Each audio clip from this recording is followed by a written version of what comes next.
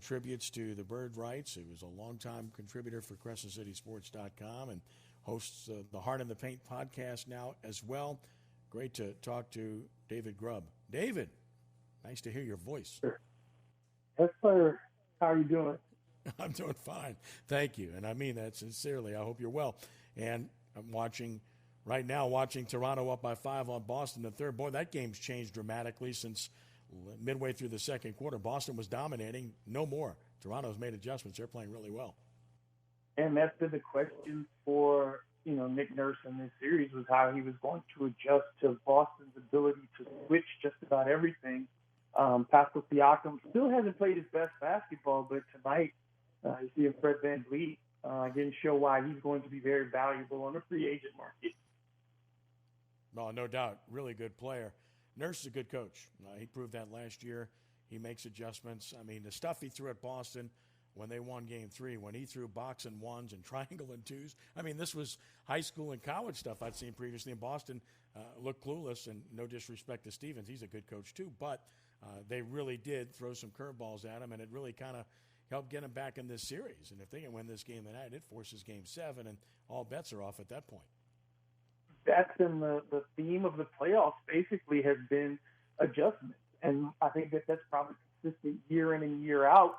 But more so this year, the emphasis has to be there because of the unpredictability from night to night, the lack of a home court advantage, the elimination of travel concerns. So you're forced to, make adjustments more quickly because you only get one night off between games. You don't get that extra travel day. And then also you had to make adjustments based on the changes to lineups and all these things in those bubbles. So, yeah, the coaches who are doing well are the ones who figured, have some of them have taken that first hit the way the Lakers did in Game 1, and then they've counterpunched and adjusted. You'd say that Milwaukee was unable to make those adjustments. We're seeing Nick Nurse do those things, and I think Doc Rivers and the Clippers defense last night showed, 2 nights ago, and then we'll get a chance to see them again tonight, just how quickly they could start to figure out what Denver was doing with its backcourt and limiting Jamal Murray and Nikola Jokic. So coaching matters at this point in the season. Oh, no doubt. And there's no better example of that than Eric Spoelstra. We knew he was a good coach already. He's proven that over an extended period of time, but he's just done a terrific job this year. Everybody talked about Donovan and the job he did with Oklahoma City, not having a real talented team, especially losing the players they lost, but he couldn't get past the first round, even though he's a good coach. The guy Spoelstra, on the other hand, well, he's proving it, okay? That team has chemistry. They don't have the best talent, but they're the sum of their parts. They've just got solid players who maximize their potential, and the coach has something to do with that, right? Yeah, but one of the things that I've stressed, and as we get into the Pelicans coaching search, we'll probably discuss this more, is the thing that's evident about Miami is when you come in, there's buy-in. And that's the thing that David Griffin's talking about with this franchise with the Pelicans is buy-in. Well, Miami has it from top to bottom. There is no wavering in their commitment from Pat Riley to Eric Spoelstra to everyone on his bench and then the players. They all understand what it means to be a member of that franchise. They are committed to those values. And you find players with high basketball IQs who are committed to understanding their roles, and then you have a coach who puts them in the position to do well. And they're playing fearless basketball. You don't see tentativeness on the part of Miami. You don't see hesitation. Even when they have struggled at points offensively and defensively, they've been able to regroup because they do not focus on the past. They focus on the moment that they're in. David Grubb with us talking about the NBA. We'll get into the Pelicans next, but last thing on the NBA is I respect Spoelstra immensely, think he's outstanding. I respect Nurse immensely. I respect Stevens immensely. They're good coaches and good teams. But the fact of the matter is, I think it's a moot point because whoever wins the East is going to get whipped by either the Clippers or Lakers anyway, right? Yes. I just don't think either of the teams in the East. I mean, I guess you would say that maybe the East team would have a better chance against the Lakers because the Lakers have a few more vulnerabilities. But I think the Clippers would sweep either of those teams and any of those teams that comes out of the East. And I think the Lakers, at their best, would make 5 games to 6 out of it. But the Lakers are the ones with the biggest variable because of their outside shooting. Now we turn our attention to the Pelicans. Of course, we all like Alvin Gentry. I defended him for quite some time because I thought he deserved it, and I didn't think he was the problem. That said, I had no problem with the move that was made. It was probably time. Ultimate class act on the way out. No surprise there. Now it's time to make the right decision. And I don't know if you have a strong opinion about what the right decision is. There's a lot of good candidates out there. If you're looking for the skins on the wall, you got Tyronn Lue. If you're looking for a proven commodity, you got Billy Donovan. If you're looking for a guy that's done it, Jason Kidd. If you're looking for really good up-and-coming assistants on other clubs that have worked with either great coaches or worked with developing players, which is what this young team needs, there's as many as 8 to 10 good choices there. So it is a pick of the litter per se, but you don't want to fall behind the other entities, and there are other franchises that have good jobs available, even though the Nets job has been taken out of play. Thoughts? Yeah, out of the jobs left, I think Indiana and the Pelicans would be the most attractive right now. I think the Pelicans want to act quickly, because not only do you worry about some of these coaches taking head coaching positions, you also worry about them being named top assistants for a coach and taking the security of knowing they're going to get paid, rather than having to go through the interview process and wait and possibly have to go back at the end. So, I think they want to be quick, but not in a hurry. And to me, the most important thing that the Pelicans have to do is, what do we want to be organization? Mm-hmm. They set this mentality last year, and I thought it was a year ahead of course when they put the won't bow down, because you didn't really know what you had as a team. And I think they still don't know who they are as a team. There are a lot of questions. And I look at this group today, and I think the biggest things you want to see out of this team, style of play is my last concern. This is in the NBA. They're so consistent across the board. Everybody's pretty much doing the same thing offensively. But I want to see somebody who can have a plan, much like what the Saints do. One of the key things that the Saints do in their front office is Mickey Loomis and Sean Payton have a plan for every player on the roster. And if they don't fit in anymore, they remove them.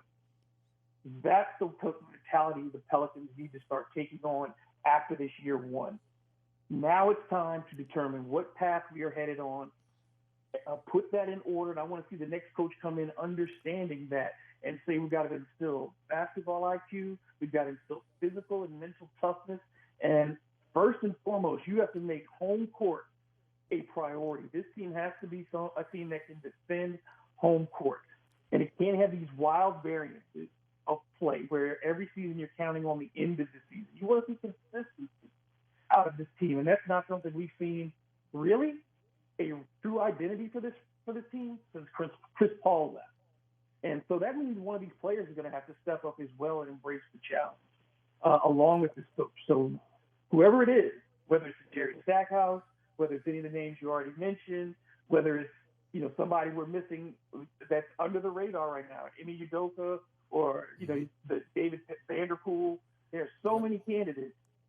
Are they going to connect with the players that you do have, and do they have a long-term plan so that in 2 to 3 years this franchise is on track to compete for a championship? Yep, you always look for ties. Stackhouse tied to Ingram, of course, and he played in the league for a long time. The whole college thing, somewhat problematic because not a whole lot of them have had success. Donovan would be an exception with the fact that he's been a successful coach, but not a bunch of them. And then, of course, we all know Tyronn Lue is going to get a job. It's a matter of which job. He might have a pick, right, to make, because he may be somebody that's being gone after by more than one team, which I assume will be the case. And then the assistants, there's a whole bunch of names. You mentioned Udoka, of course. There's a whole bunch of guys that have worked elsewhere, and a woman as well in San Antonio. So there's a bunch of people out there, but I do think contacts matter. That's why people have talked about the Nets' contacts with Atkinson, Vaughn before he landed a job recently, and of course with the situation with Tyronn Lue, with the situation with Stackhouse. You always try to find that nugget. Somebody's connected to somebody, right? Yeah, something tells me if they wanted to act on Atkinson, they already could. He's been on the market the longest. Right. because he was let go during the season. I'm not saying he's still not a candidate, but that tells me that Griffin wants to make sure he goes outside of his comfort zone, and tries to. And he's done this in his past. The hiring of David Blatt was outside of the norm. No one expected that, really. His name had been mentioned before, but I think it was one of those situations where when he finally was hired, you wondered how it was going to work.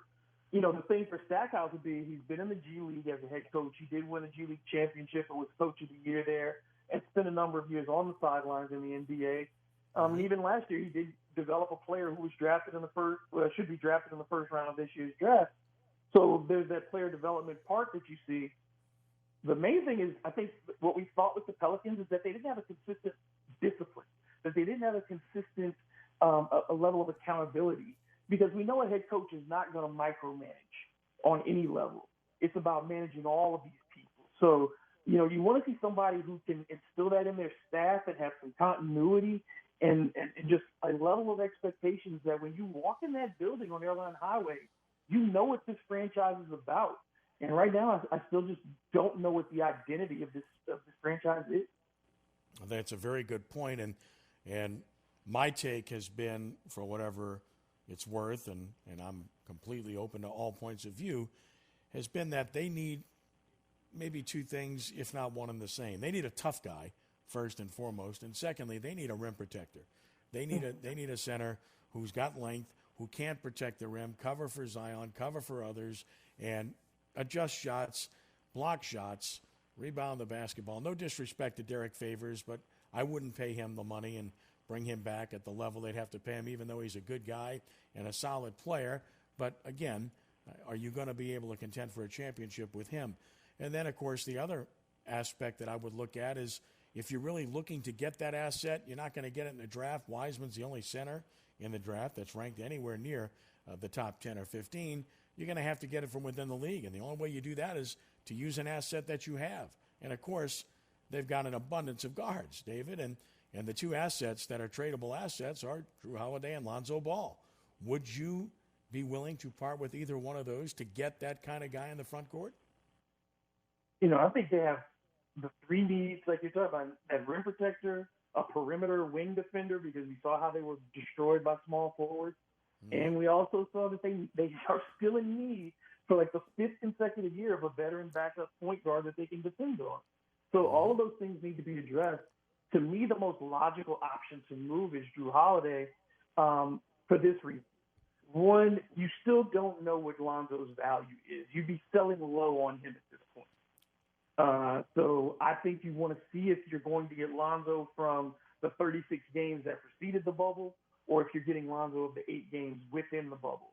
If you get that first Lonzo, then you're still thinking about an extension so that you keep somebody who has a good connection with Zion Williamson. You don't want to upset that apple cart. But I think Holiday at this stage, Holiday and Redick too, because Redick's in the last year of his deal. There's got to be a contender that would be very interested in having him.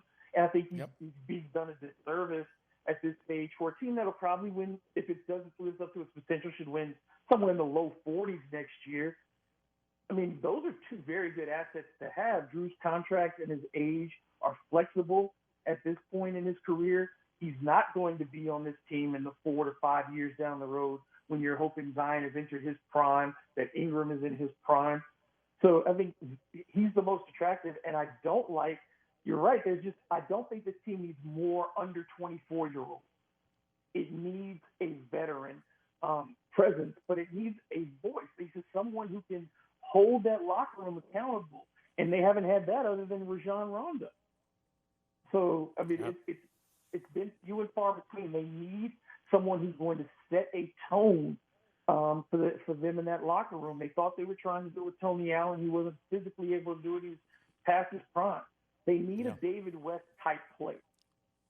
Longer, as a center, but that's the kind of guy they need. Well, you also said, you mentioned Chris Paul's name earlier, and in my mind, this franchise hasn't had an alpha dog since he left here. They've had really good players, and we all know who they were, but they weren't alpha dogs. They weren't take charge leader guys, and they just haven't had that. Rondo had that ability, but he was hurt a lot when he was here, played great in the playoffs, but not a guy that you could depend on all the time. Paul would be that guy. They don't have that now. So concur 100%. We encourage you to follow David on Twitter at DMGrubb. Check out Heart in the Paint, the podcast. He does a great job with that as well. Writes for the Birds, writes. And, of course, miss him on radio too. David, always a pleasure. It's great talking to you, my friend. Keep up the good work. You too. I keep supporting Desert City Sports. That's always, home base. That's the original. If anybody asks me, that's where my start is, and I owe that to you. I'm taking a chance on me. So none of what I'm doing today happens without you, and I appreciate that all. Well, it's believe me, the pleasure's ours. God bless you. Keep up the good work here. Thank you. Talk to you soon. Okay, Dave. My pleasure.